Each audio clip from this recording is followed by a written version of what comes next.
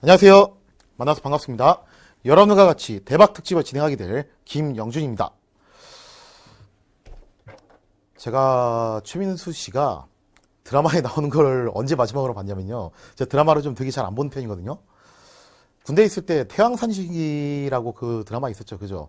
이거 사극이라고 말하기 좀 그렇고 판타지잖아요. 거기서 이제 제가 이제 마지막으로 뵙고 사실 이제 정통 사극에서는 거의 처음 뵙는 것 같은데 숙종 역할로 나오신다고 하길래 처음에 조금 이제 반신반의했어요. 과연 최민수 씨가 숙종 역할에 어울릴까? 근데 수염 붙이고 나온 거 보니까 좀 제법 많이 어울리시는 것 같더라고요. 보니까 대박이라는 드라마가요. 보통 이제 숙종 후반부부터 시작해가지고 경종, 영조 초반에 있었던 이인자의 난까지 그렇게 내용을 구간으로 다루지 않습니까? 근데 조선 후기 역사를 갖다 여러분들이 보시려면요. 이게 어쩔 수 없이 붕당 정치의 계보를 좀 알고 계셔야 돼요. 그거를 알고서 보시는 거하고 모르고서 보시는 거하고 어차피 느낌이 많이 다르실 겁니다. 근데 또 이런 걸 갖다 어디서 가르쳐주는 그런 데가 그렇게 많지 않잖아요. 그죠? 그래서 제가 여러분들이 배경 설명에 대해서 좀 이해를 돋구기 위해서 오늘은 어떤 내용을 좀 다뤄보려고 하냐면은 노론과 소론이 무엇인지를 한번 다뤄볼까 합니다. 그러니까 숙종을 딱 놓고 봤을 때 딱 중반을 나눠가지고 갑술왕국 그 이전까지는요 서인 남인 구도가 상당히 중요합니다. 근데 갑술왕국 이후부터는요 어디가 중요하냐면은 노론과 소론이 중요해요. 왜냐하면 남인은 이제 완전히 찌그러져 있거든요. 그래서 사실상 노론과 소론의 대결이 숙종 후반부부터 시작해가지고 경종 그리고 영조 중반부까지 그렇게 계속 이어진다고 볼 수가 있는데 과연 노론이라는 게 뭐고 소론이라는 것이 무엇이냐 이름부터가 좀 어려워요. 그러니까 우리가 동인이냐 서인이냐 남인이냐 북이냐는 이름이 그래도 쉽게 다가옵니다. 동서남북 그 방위명을 따가지고 붙인 거 아닙니까? 근데 노론 소론은 그 방위명도 아닌 것 같고 뭔가 좀 이게 썩 쉽게 이해가 가지 않는 당명이라는 거예요. 자, 그래서 이 노론과 소론이 무엇이냐에 대해서 한번 살펴본과 동시에 그냥 노론 소론 이야기를 하기는 조금 버겁고 붕당의 계보가 선조 때 처음 사림이 집권한 다음부터 어떻게 동인서인 갈라지고 나중에 노론소론까지 갈라지게 되는지 그 과정을 제가 오늘 싹 한번 훑어서 설명을 하고자 합니다. 그렇기 때문에 이게 정치 계보를 설명하는 거라 가지고요. 오늘 내용은 좀 다소 딱딱할 수도 있어요. 조금 지루할 수도 있습니다. 그러나 배경 설명에서 이거 한번 들어두시면요. 노론이 무엇이고 소론이 무엇인지 여러분들한테 아주 확실하게 각인이 될 것으로 그렇게 기대됩니다. 자, 그래서 이런 좀 약간 지루한 점도 있을 수 있지만 여러분들 이런 것들 양해해 주시고 같이 진행을 하도록 하겠습니다. 조선 붕당의 계보 그냥 벌써부터 눈이 아프지 않아요? 뭐가 이렇게 복잡해? 자, 일단 사림이라는 세력이 언제 이제 본격적으로 정권을 장악하게 되냐면은 선조 때부터입니다. 처음 진출을 했던 것은 김종직이 세조 때 처음 관직에 진출해요. 이거 잘 모르시는 분들 많이 계시는데 세조 때 처음 진출을 했다가 세조하고 트러블이 생깁니다. 그러면서 파직당하고 쫓겨나요. 그리고 난 다음에 이제 한동안 지방에 은둔해 있다가 성종 때 다시 불러 올리게 돼요. 그러면서 성종 때 본격적으로 김종직 사단이 정치에 진출을 하게 되죠. 자, 그러다가 이 살인 세력들이 사활을 겪으면서 계속 시련을 겪다가 최종적으로 선조 때 가가지고 확실하게 정권을 장악하게 됩니다. 그러나 살인이라는 건 워낙에 굉장히 큰 규모예요. 이게 하나의 덩어리로 있을 가능성이 별로 없습니다. 이 살인이라는 커다란 정치 집단은요, 그 이후에 계속해서 끊임없이 분화의 과정을 걷게 됩니다. 근데 이게 우리나라만 이런 게 아니에요. 사실은 세계 정치를 보면요, 다 이렇습니다. 그러니까 여러분들이 이런 오해는 좀 안 했으면 좋겠어요. 조선이라는 나라는 당파 싸움 때문에 망했다. 아닙니다. 당파 싸움 때문에 망한 게 아니라 다른 이유, 많은 이유들이 있는 거예요. 아니 뭐 당파 싸움은 우리만 한 줄 아세요? 다 했어요. 어디를 가도 당파라는 것은 있습니다. 뭐 일본에는 당파 싸움이 없었을 것 같아. 중국은 없었을 것 같아. 미국은 없을 것 같아. 다 있었어 그때.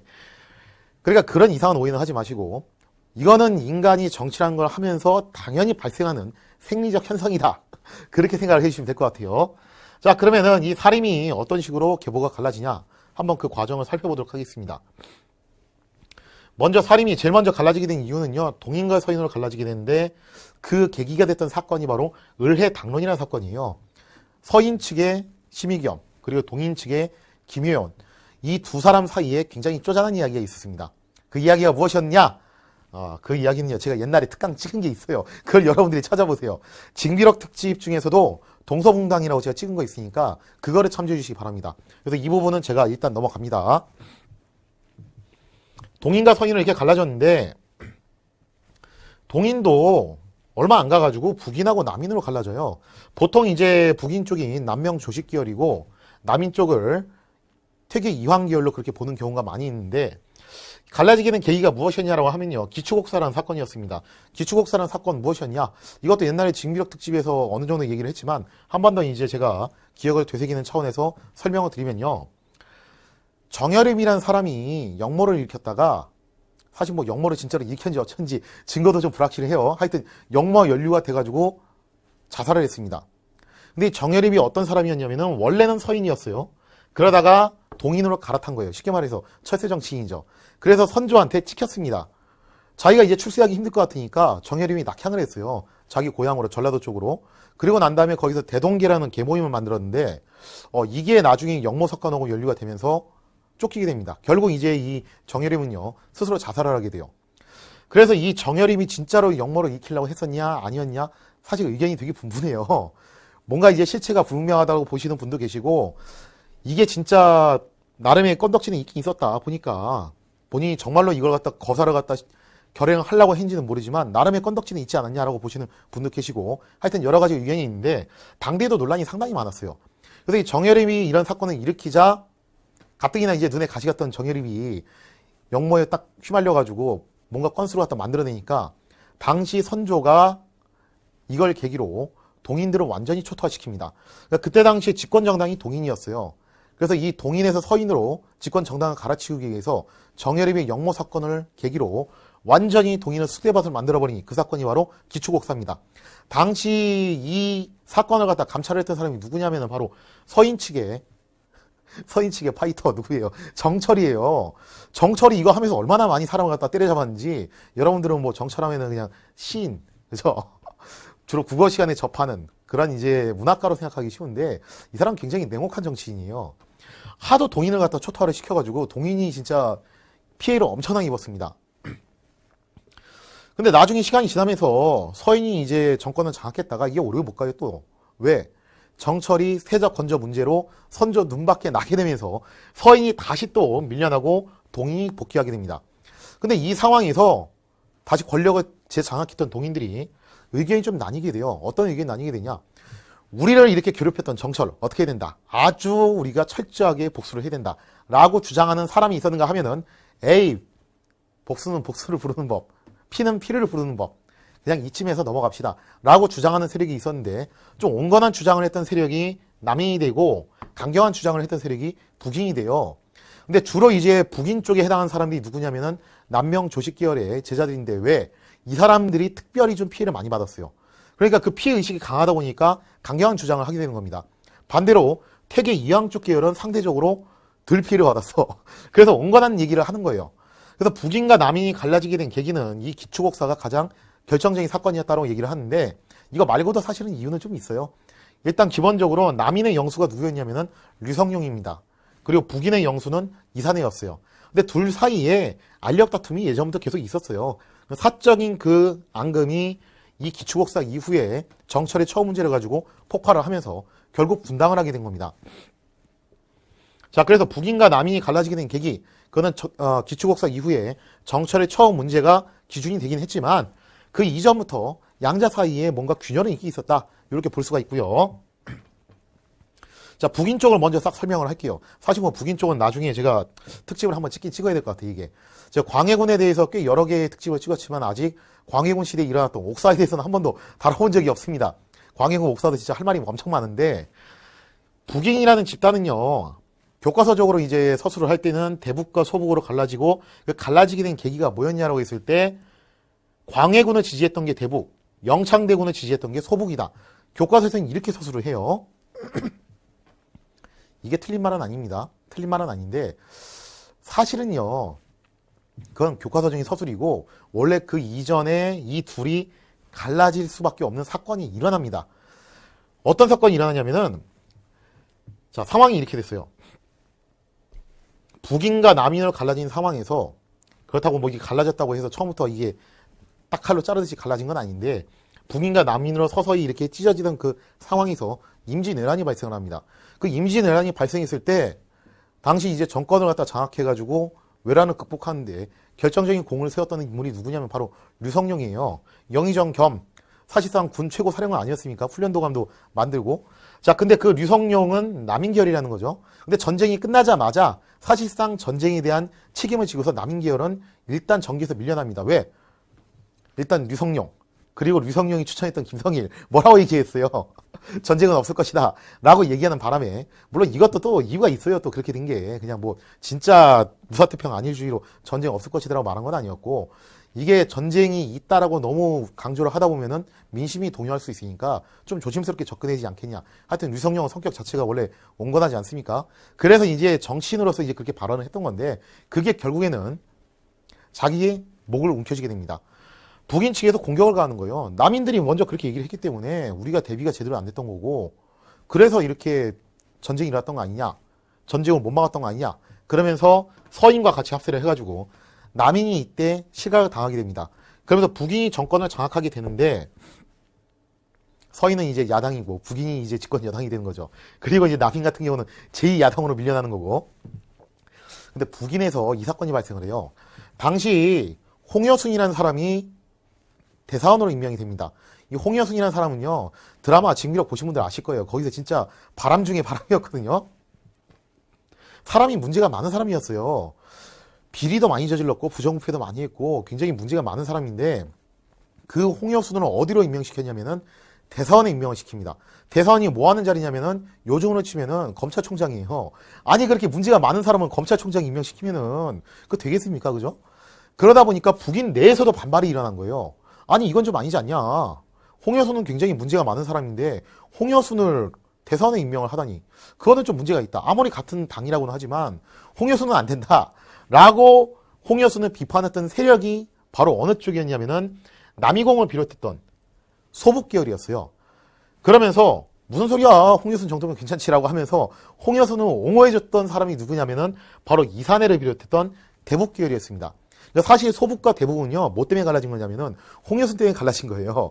홍여순이 대사원에 임명됐을 때 여기에 대해서 반대를 하고 비판했던 계열이 소북으로 간 거고, 여기에 대해서 찬성을 하고 지지했던 계열이 대북으로 가는 겁니다. 그럼 대북 소북이 이렇게 갈라진 상황에서 나중에 광해군과 영창대군 문제로 인해서 소북은 영창대군을, 그리고 대북은 광해군을, 이런 식으로 지지가 일어나게 되는 거죠. 자, 그러면은 대북과 소북 각각 그 내부 구조가 어떻게 되는지 좀 한번 개파도 살펴보도록 할게요. 자, 대북 같은 경우는 이사내, 이이첨, 홍여순, 정인홍 이런 사람들이었는데, 이 내에서도 나중에 또 개파 싸움이 발생을 해요. 그러니까 그 밑에 제가 써놓은 거 있죠. 육북이냐 골북, 중북 이런 것들은 하나의 이제 당이라고 말하기는 좀 그렇고 일종의 개파라고 보시는 게 좀 더 정확할 것 같습니다. 자, 개파 싸움이 어떻게 발생을 하냐? 결국에는 이사내하고 홍여순이 틀어지게 됩니다. 어떻게 틀어지냐? 둘이 하여튼 뭐 때문인지 모르겠는데 실록에 뭐 자세한 전말이 안 나와 있기 때문에 구체적으로 뭐 때문인지 모르겠어요. 뭐 때문인지 모르지만 둘이 결국 싸워요. 서로 막 탄핵을 하면서 싸우게 되는데, 이사내와 이이첨 세력이 어느 쪽으로 가게 되냐면은 육북으로 가게 됩니다. 이사내와 이이첨 세력이 육북 쪽으로 가게 돼요. 그 다음에 홍여순 세력이 골북 쪽으로 갑니다. 정인홍은 제약이에요. 정확히 말하면 관직에 올라갔던 사람이 아니라 제하에서 상당한 영향력을 미쳤던 사람이죠. 자, 그러면 대북 같은 경우는 골북과 육북으로 갈라지게 되는데, 여기 있는 중북은 또 뭐냐라고 하면요, 나중에 이제 이 대북 세력이 했던 게 뭐였냐면은 광해군의 서모였던, 서모가 아닌지 광해군의 새엄마였던 임목대비를 갖다가 폐위하는 일을 주도하게 됩니다. 그러면서 대북 내에서도 사실은 이견이 좀 있었어요. 아니 아무리 이게 전하의 뜻이라고 해도 이건 좀 아니지 않냐. 그래도 아무리 새엄마라고 해도 엄마는 엄마인데 엄마를 그렇게 폐모를 한다는 거는 이건 좀 도의적으로 옳지 않다라고 하면서 기자원, 유몽인 같은 사람들이 나는 같은 대북파이긴 하지만 이거는 좀 아닌 것 같다라고 하면서 좀 한 발 비껴섭니다. 그래서 그 사람들을 뭐라고 부르냐면은 중북이라고 불러요. 즉 같은 대북 내에서 이사내 이이첨 계열이 육북, 홍여순 계열이 골북, 그리고 기자원과 유몽인 계열이 중북을 차지를 하면서 나름의 계파를 형성한다는 거예요. 소북 같은 경우는 또 어떤 식으로 계파가 만들어지냐면은 영창대군을 지지했던 사람이 사실은 누구였냐면 이 중에서도 유영경이었어요. 유영경이 적극적으로 영창대군을 지지를 하면서 권력을 장악하려고 그렇게 한번 시도를 하게 됐는데, 여기에 대해서 나중에 유영경에 대해서 좀 반대적인 입장을 취했던 게 바로 남이공입니다. 왜냐면 유영경이 한 행동이 보니까 너무 기회주의적인 행동을 많이 하는 거예요. 그러면서 남이공이 유영경을 비판하게 되면서 이 둘 사이에서 틈이 생기면서 소북도 갈라지게 됩니다. 자, 갈라졌을 때 여기 보시면 청소북, 탁소북이라고 써있죠. 그죠? 청, 깨끗하다는 거예요. 우리는 깨끗한 사람들. 남이공 계열이 바로 청소북이고, 탁이죠. 그죠? 탁한 놈들. 어느 쪽이에요? 유영경 계열이 바로 탁소북이에요. 그러니까 남이공이 이렇게 얘기하는 거예요. 아니, 우리가 왜 대북에서 갈라져 나왔냐? 홍효성 같은 그런 인간들 때문에 지금 갈라져 나온 거 아니냐? 그럼 우리는 똑바로 행동을 해야 되는데, 아니, 유영경 당신 보니까 좀 하는 행동이 되게 기회주의적이지 않냐? 그러면서 이렇게 비판을 받으면서 우리는 끝까지 깨끗함을 유지하겠다라고 하면서 청소북이 되고, 유영경 쪽을 탁소북, 그리고 성을 따가지고 청소북을 남당, 탁소북을 유당이라고 부르기도 했어요. 자, 아무튼 계파들이 이렇게 만들어지게 됐는데, 그랬거나 저랬거나 북인은 언제 전멸을 당하냐면은 인조 반정으로 완전히 전멸을 당합니다. 인조 반정이 일어나면서 대북은 말할 것도 없었고요. 소북 같은 경우도 상당히 많이 숙청을 당해요. 그러면서 소북 중에서 살아남은 사람들이 적당히 서인이나 남인 쪽으로 갈라져서 흡수가 되면서 북인은 최종적으로 역사의 저편으로 사라지게 됩니다. 자, 그럼 북인에 대한 이야기는 이쯤에서 마치도록 하고요. 그 다음에 남인입니다. 남인 같은 경우는 일단 실각을 당했어요. 임진왜란 끝나고 난 다음에.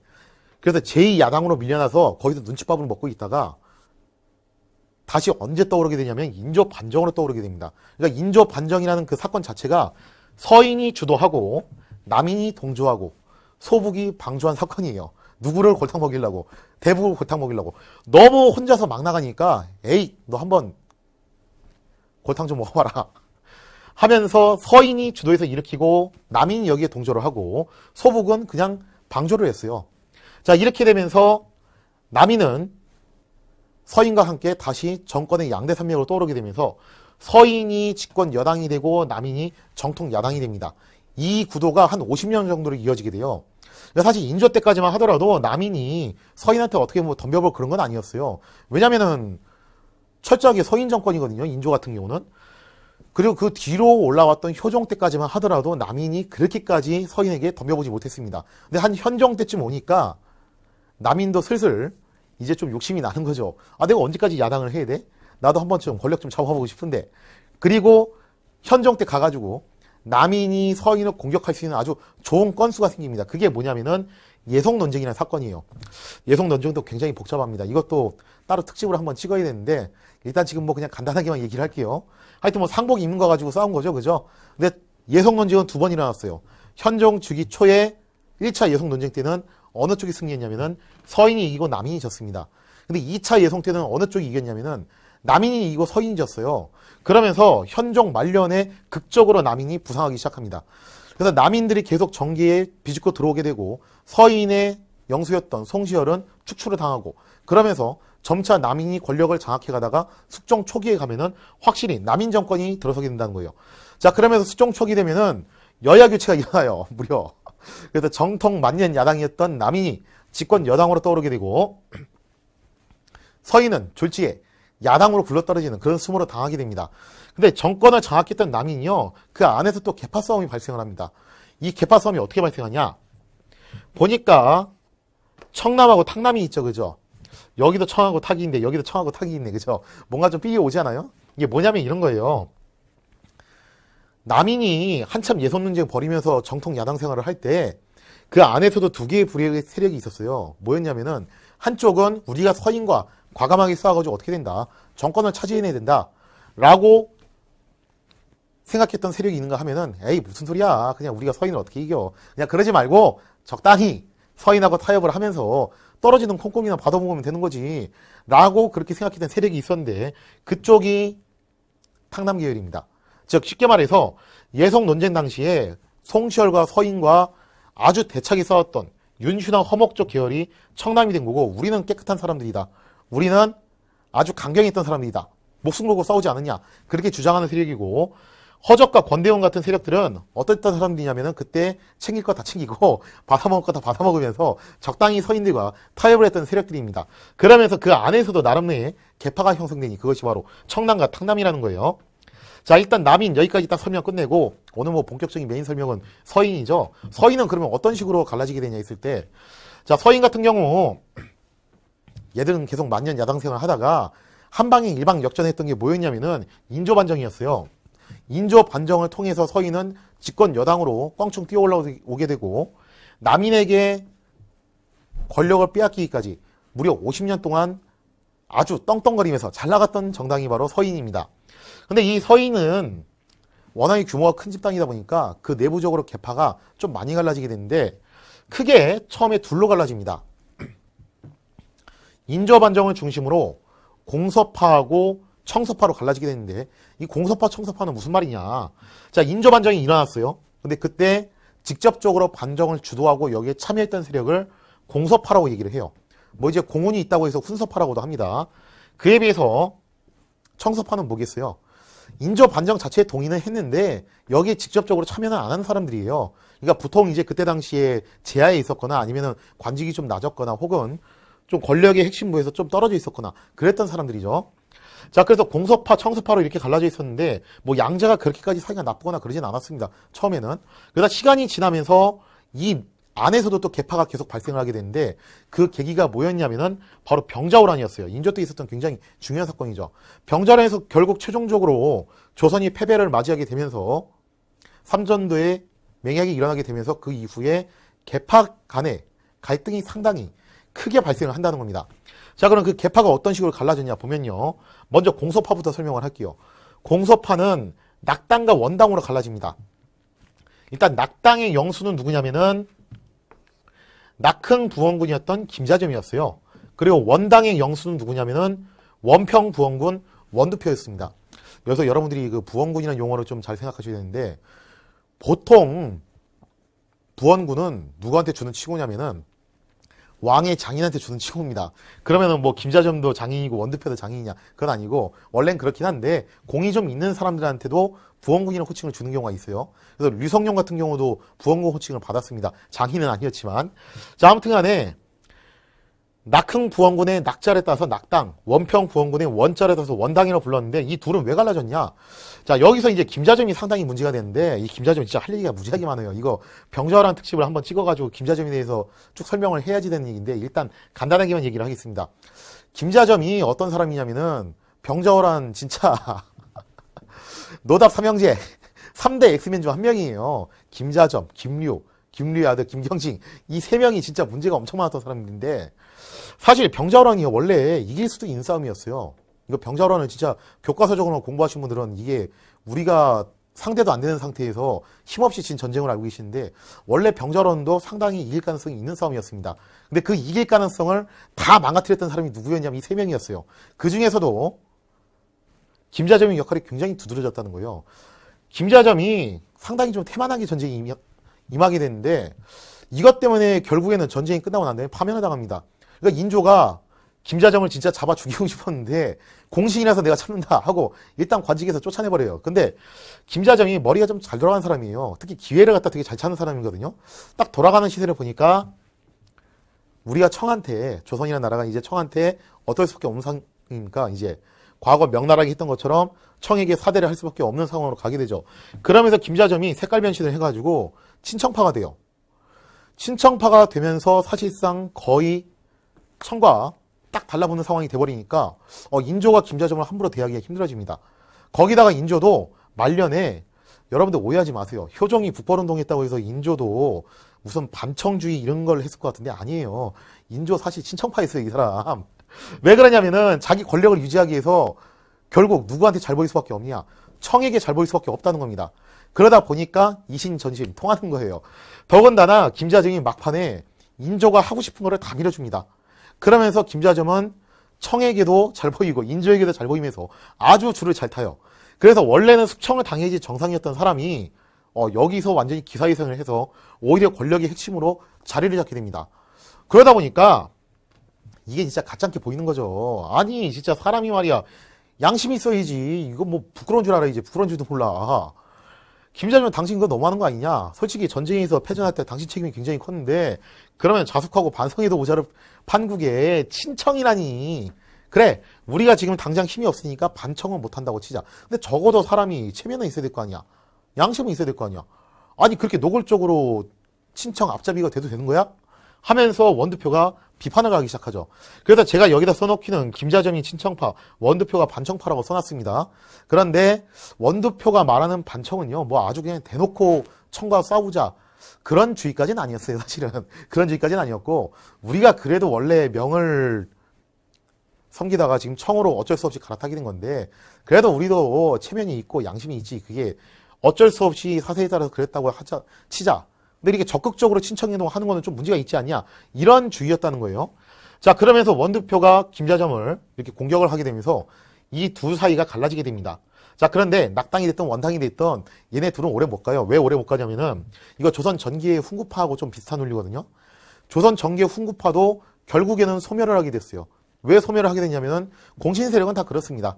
아들이 굉장히 똑똑하면요, 아버지의 권력과 지위를 이어받을 수도 있겠는데 이게 꼭 똑똑한 사람이 나온다는 보장이 없어요. 그러다 보니까 부귀 영화는 후손들에게 물려줄지 몰라도 권력과 지위는 못 물려주는 경우가 꽤 있습니다.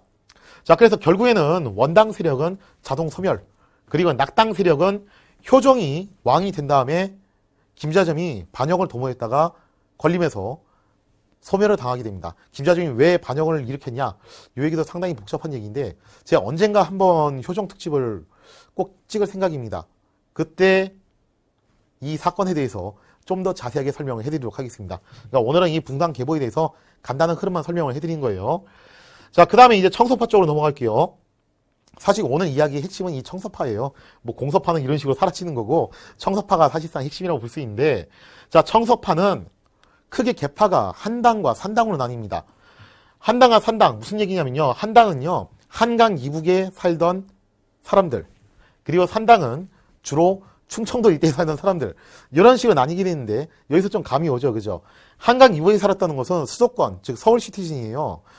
이 사람들은 어떤 사람들이냐면은 관료로 진출했던 사람들입니다. 즉 당시 정계에서 활동하고 있었던 사람들이라는 거예요. 직접적으로 인조 반정에 참여는 하지 않았지만 관료로서 활동을 하고 있었고, 혹은 그 이후에 관료로 진출을 하면서 인조 정권에서 중요한 역할을 했던 그런 사람들이에요. 다만 공신은 아니었다는 거죠. 비공신계 관료라고 볼 수 있는 거고요. 3단계는 어떤 사람들이냐면요, 주로 제약입니다. 그러니까 이 인조 때까지만 하더라도 정치하고는 좀 거리가 있었던, 지방에서 학생들 가르치면서 제자 양성하고 그랬던 사람들이에요. 한당과 산당이 처음부터 뭐 사이가 그렇게 나쁠 이유는 없었어요. 근데 이 한당과 산당이 결정적으로 사이가 틀어진 계기도 역시 병자호란입니다. 병자호란 터지고 난 다음에 산당이 한당을 향해서 엄청나게 디스를 가해요. 뭐라고 디스를 하냐면은, 아니 당신들 한당 웃기는 애들이다.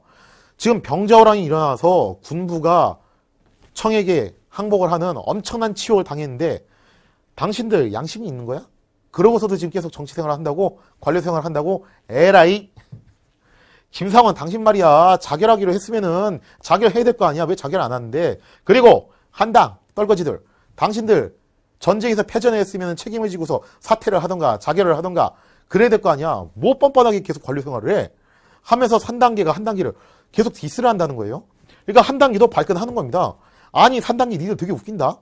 니들은 충청권에 살면서 사실상 후방이 있었잖아. 니들이 전쟁을 알아?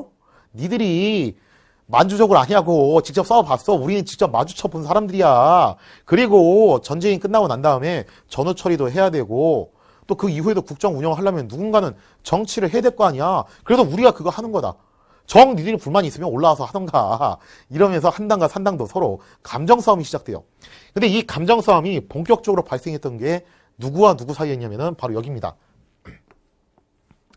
한 단계의 대표 주자였던 김육, 그리고 3단계의 대표 주자였던 김집, 이 사이에서 싸움이 발생하는데 뭐 가지고 싸우냐면은 대동법 가지고 싸움이 발생을 해요. 그러니까 이 대동법이란 것도, 이것도 진짜 할 말이 많아요, 저 진짜. 대동법을 교과서에서는 광해군 때 이게 발의가 됐다고 해가지고 광해군의 업적으로 이렇게 분류를 하는데 이거 좀 문제가 많아요. 제가 볼 때는 광해군의 업적이 아니거든요, 대동법은. 왜냐하면 광해군은 대동법에 대해서 온건적인 반대론자였어요. 아주 적극적으로 반대한 사람은 아니었고 좀 이제 온건적으로 반대를 했던 사람입니다. 그러니까 대동법이라는 것 자체가 남인계였던 이원익이 처음 건의를 해가지고 실시된 법이에요. 근데 이 법의 완성을 본 것은 사실상 언제냐면은 효종 때입니다. 자, 광해군은 온건적으로 좀 반대를 했어요. 아, 근데 그거 좀 했다가 괜히 혼란 상황 생기면 어떻게 하게? 하고서 좀 이제 미온적으로 반대를 했다는 거예요. 그리고 광해군 뒤로 갔던 인조는 찬성론자였어요. 또 대동법에 대해서. 그러니까 인조에 대해서 여러분들이 부정적인 인식이 많은데 대동법에 대해서는 오히려 인조가 찬성론자였습니다. 그런데 인조도 적극적 찬성자는 아니었어요. 미온적 찬성자였어요. 그래? 한번 해볼까? 했는데 반발이 심해. 야, 이거 좀 안 되겠다. 이랬던 인물이 인조입니다. 자, 그런데 대동법을 굉장히 적극적으로 밀어주고 이것을 실시하려고 아주 강력하게 추진했던 사람이 누구냐면은 효종이에요, 그게. 그래서 제가 볼 때는요, 우리나라 조선 왕들 중에서 가장 저평가를 당하고 있는 왕이 누구냐면 효종입니다. 효종하면 북벌이고 북벌하면 효종이죠. 그래서 북벌 때문에 효종이 묻혀버렸어. 사실은 효종이 한 게 굉장히 많아요. 대동법의 과실은요, 제가 볼 땐 광해군이 먹어야 되는 게 아니라 효종이 먹어야 됩니다. 실제로 효종은요, 자기의 정적이었던 김육을 전폭적으로 지원을 합니다. 송시열도 정적이었고 김육도 정적이었어요. 원래 자기한테는. 근데 정적들을 전폭적으로 지원을 해줘서 정계에서 키워졌다는 거예요. 이게 효종의 배포를 보여주는 사건입니다. 그러면서 김육을 정승으로 임명을 하면서 아주 대대적으로 대동법을 밀어주게 됐는데 당시 김육의 반대편 쪽에 있었던 게 누구였냐면 바로 김집이었어요. 둘이 이제 대동법을 가지고서 논쟁이 발생하거든요. 근데 여러분들이 또 이런 것도 좀 잘못 알려진 거예요. 김집과 송시열이 대동법 반대론자였다 이렇게 알고 계신 분들이 많을 텐데 엄격한 의미에서는 반대론자는 아닙니다.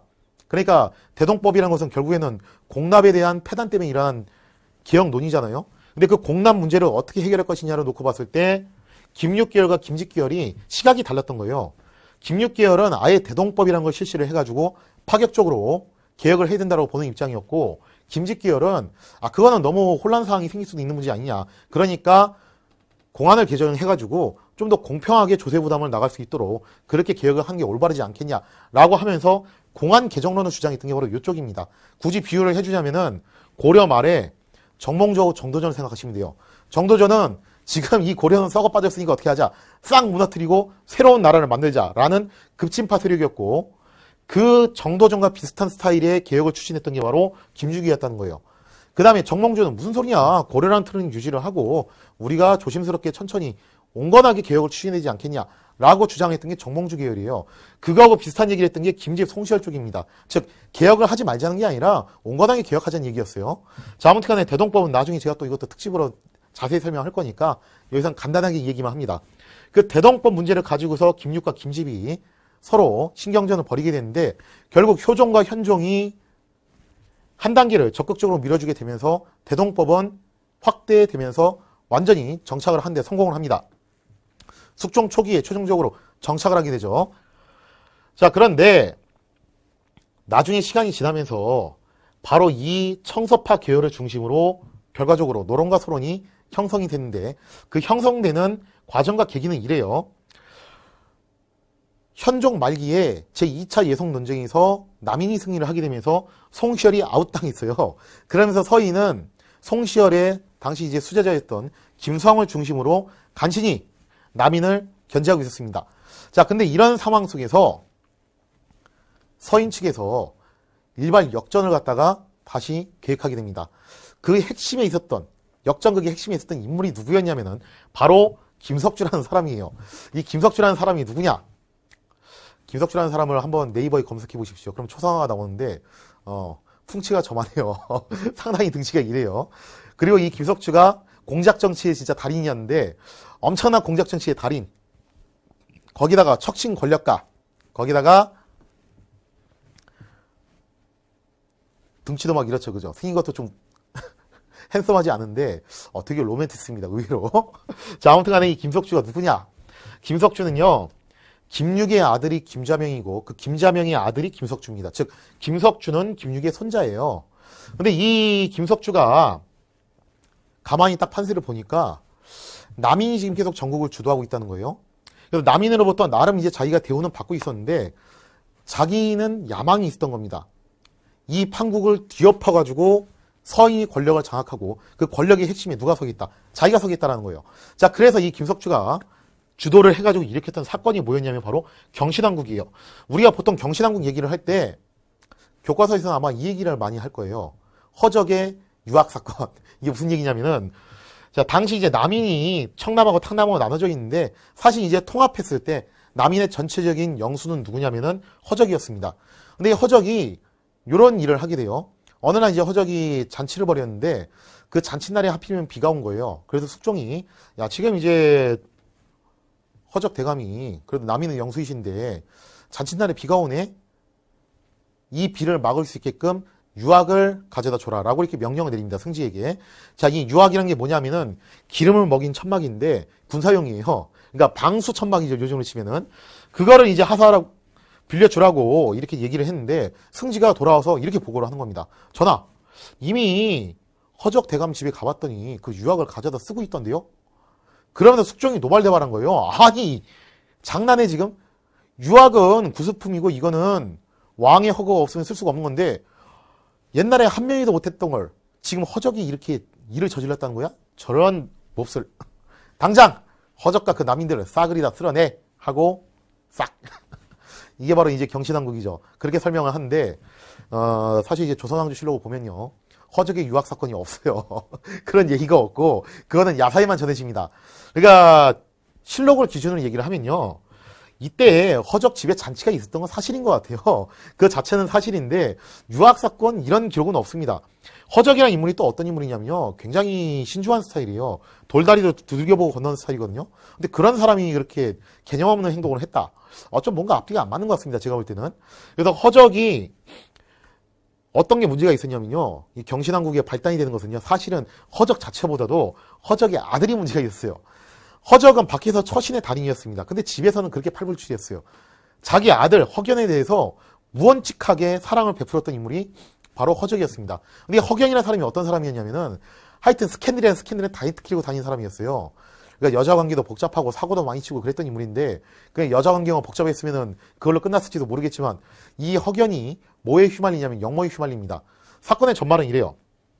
김석추가 남인들을 일망타진하고 서인 정국을 마련하기 위해서 공작정치를 해요. 이 사람 공작정치 되게 잘하거든요. 그래서 어떤 공작정치를 하냐면은 정원로라는 사람을 이중스파이로 이용을 해먹습니다. 이 정원로라는 사람하고 사전에 이제 교감을 나눈 다음에 이 사람을 누구한테 파견을 하냐면은 복선군 이남에게 파견을 합니다. 복선군 이남이 누구냐면은 효종의 동생이 임평대군의 아들이에요. 그러니까 숙종과 관계가 오촌 당숙쯤 되는 사이인데 당시 숙종이 나이가 어렸고 어린 나이에 좀 약간 잔병치레가 있었어요. 어릴 적에. 그리고 아직 아들이 없었습니다.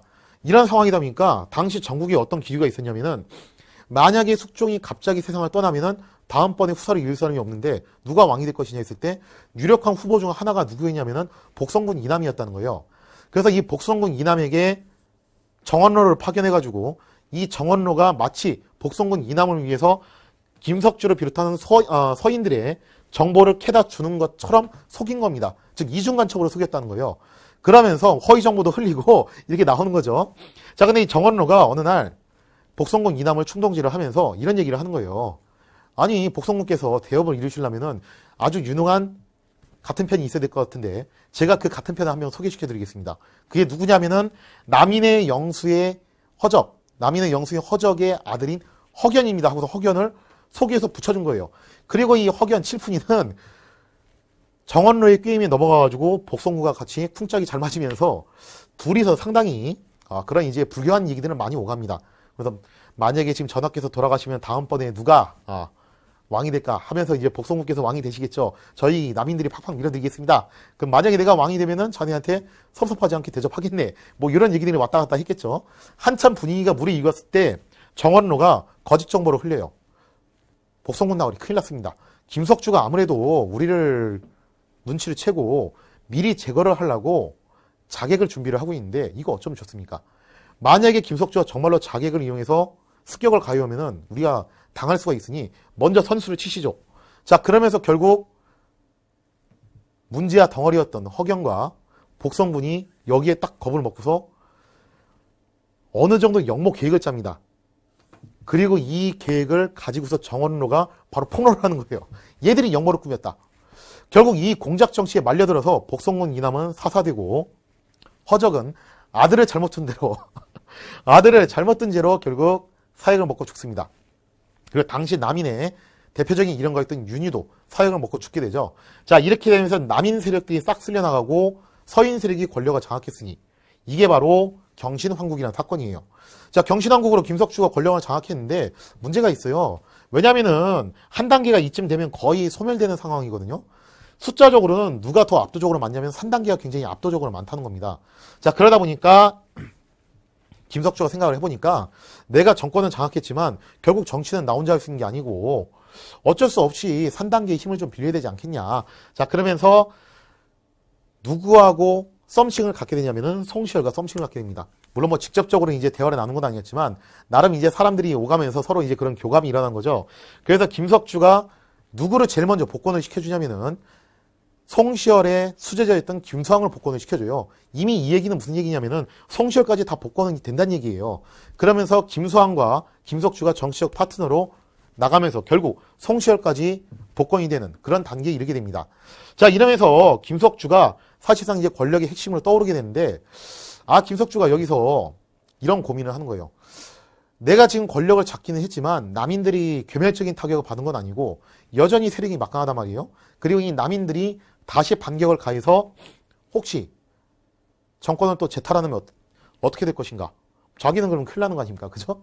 그래서 김석주가 자기 주특기 있잖아요. 그죠? 공작 정치를 갖다 또 하는 거예요. 이때 김석주를 도와가지고 같이 공작 정치를 했던 사람이 누구냐? 당시 어영대장이었던 김익훈입니다. 이 김익훈이 그때 무식하기로 소문난 사람인데 의외로 집안이 좋은 집안이에요.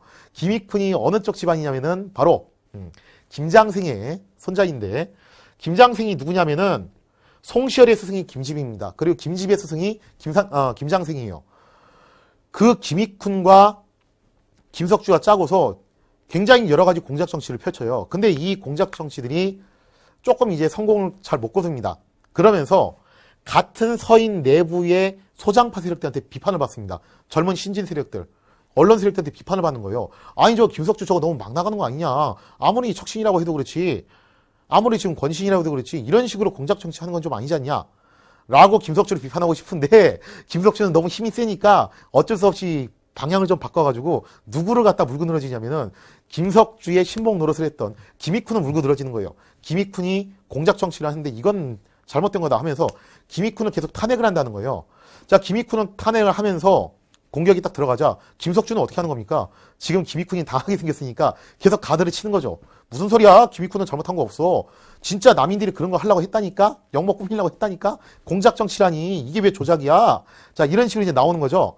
자, 그러면서 서로 이제 옥신각신하는 상황에서 사람들이 누구한테 이목이 집중되냐면은 송시열에게 이목이 집중됩니다. 자, 송시열은요 진짜 아이돌급 스타였어요. 이 사람은 제가 볼 때는 조선 역사를 통틀어가지고 송시열 같은 사람이 없는 것 같아요. 진짜 유일무이합니다. 태계이양, 율곡이 굉장히 존경받는 인물이었죠. 근데 당 시대에도 이 정도 인기는 못 누렸습니다. 송시열은 진짜 아이돌 중에 아이돌이었어요. 옛날에 예성논정 시절, 그 다음에 효종 시절에 송시열의 파워가 어느 정도냐면은 송시열이 말 한마디 하면은 제야에 있는 살림들이 가! 송삼아 하면서 따라갔던 그 정도의 파워를 갖고 있는 사람이 송시열입니다. 그러니까 사람들이 송시열 입을 쳐다보는 게 당연한 거죠. 이 상황에서 과연 송시열 선생이 어떤 얘기를 할 것인가 했는데 송시열이 여기서 이렇게 얘기를 합니다. 사실 송시열은요, 송시열에 대한 오해도 많아요. 사람들이 송시열이 되게 이상주의자, 몽상가 이렇게 보시는 분들이 계시는데 아닙니다. 송시열은 아주 냉혹한 현실 정치인이에요. 송시열은요 현실을 뼈저리게 알고 있어요. 자기가 어떻게 해서 복권될 수 있었다. 순전 김석주 때문이에요. 그렇기 때문에 김석주가 예스라고 말할 때 자기는 노라고 말할 수 있다 없다 그거 알고 있습니다. 자, 그래서 송시열이 결국 누구 편을 드냐면은 김석주 편을 트는 거예요. 김석주 편을 들 때 이런 얘기를 하는 겁니다. 사실 지금 공격을 받고 있는 김익훈은 김장생의 손자이고 김장생은 제 스승의 스승입니다. 제 스승의 스승의 그 자손이 지금 공격을 당하고 있는데 제가 의리상 어떻게 김익훈을 같이 비판을 하겠습니까? 저는 차마 그렇게 못하겠습니다. 이렇게 나오는 겁니다. 자, 그러자 소장파 쪽 신하들이 여기서 반발을 한 거예요. 옛날 같았으면은 송삼아 하면서 딱 이렇게 받들어 모셨을 그 서인들 중에서 소장파 세력들이 반발을 했다는 겁니다. 아니 뭐야, 송시열 선생 변했네? 사람이 어떻게 그럴 수 있어? 사적으로 아무리 그렇다 하더라도 김익훈이 문제가 있는 건 맞는데 그러면은 원칙과 소신에 따라서 그런 말을 하면 안 되지. 에이, 저 송삼아, 이제 안 되겠구만. 자, 그러면서 송시열에 대해서 비판적인 얘기를 하기 시작해요. 자, 그러자 김석주도 참지 않고 소장파 세력들을 공격하기 시작합니다. 이런 버릇없는 것들을 지금 어디서 이렇게 핏대를 세우고서 공격하는 거야? 지금 우리 서인이 정권을 잡은 게 누구 덕인데 다 내 덕 아니야? 자, 이런 식으로 나오게 되면서 결국 김석주가 소장파 세력들을 귀향을 보내려고 하니까 여기서 지원 세력으로 나섰던 게 누구냐면 바로 박대체라는 사람입니다. 이 박대체라는 사람은 당시 서인 중에서 원로 중 한 명이었고 또 송시열과 상당히 친분이 있었거든요. 내가 볼 때 이번에 송시열이 잘못한 게 맞다. 그리고 김석주 당신도 문제가 있다. 이런 식으로 젊은 신진 세력들을 쫓아내서야 되겠냐 하면서 소장파 편을 들어주자 소장파들은 곧바로 어느 쪽으로 달라붙냐면은 박대체 쪽으로 달라붙어요. 역시 갓세체. 그죠? 송삼아는 이제 한물 갔어. 송삼아는 안 돼. 이제 사람이 변했어. 이제 우리는 누구를 따르자? 박세체를 따르자라고 하면서 세력이 양분됩니다.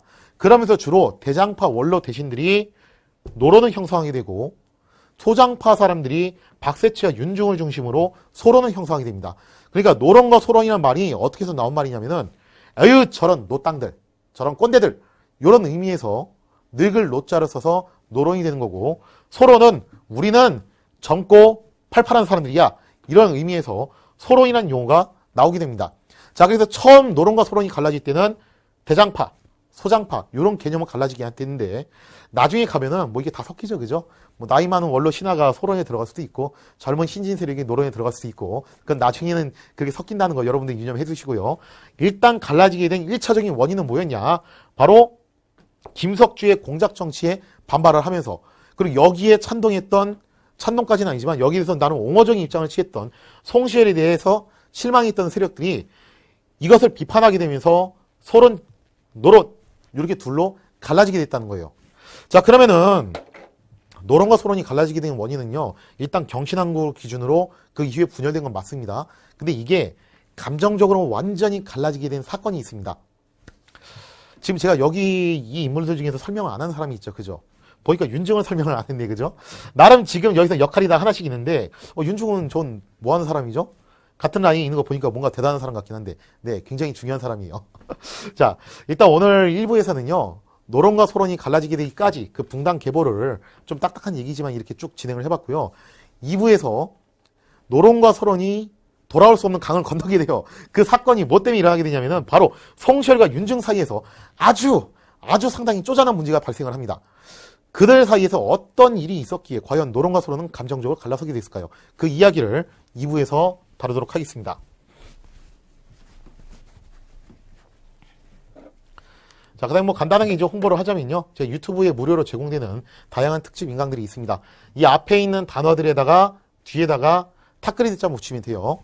그리고 한국사 검정능력 시험 탑그레이드라는 네이버에서 검색해 보시면 사이트가 나오는데 그 사이트에서 제가 한국사 검정능력 시험 고급과 중국을 제공하고 있으니까요. 여러분들 참조를 해주시고 특히 교재도 무료로 제공을 하고 있으니까 여러분들이 같이 참조를 해주시기 바랍니다.